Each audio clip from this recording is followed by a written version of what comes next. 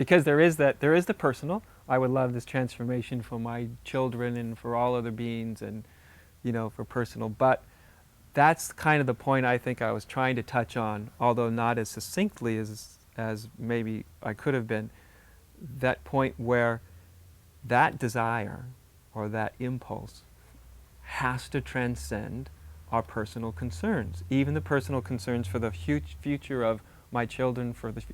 In other words, it has to include maybe that we don't know what's the best thing. Maybe the best thing is that we don't survive as a species. Maybe that's, and it's possible. See, because until everything is possible, we're not even actually inquiring into what's true, because we've put limits. I'll only look at what's true if it happens to exist in this little box, right? But if what's true ends up to be, existence is kind of done with humanity. It hasn't worked. It's going to try something else. Like, no, I'm not going to. So to me, to look at what's really true, it has to open up to this thing that's beyond. It includes, of course, it's going to include your personal concerns, wanting to be happy, wanting your family and your children to have a good life and to survive.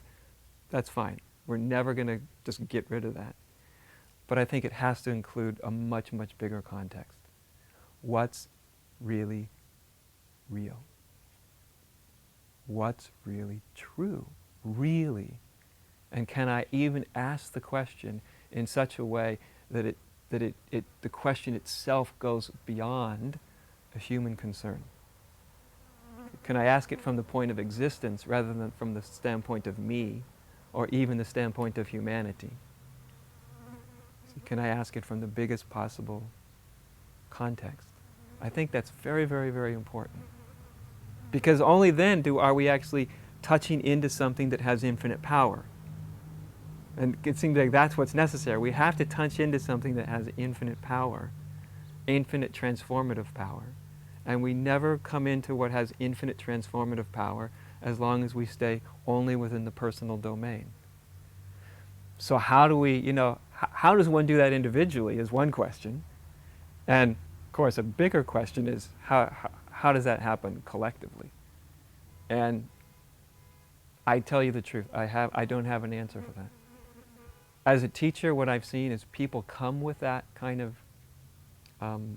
motivation that's truly transpersonal, that comes from, I would say, comes from existence. They come to me with it, or they don't.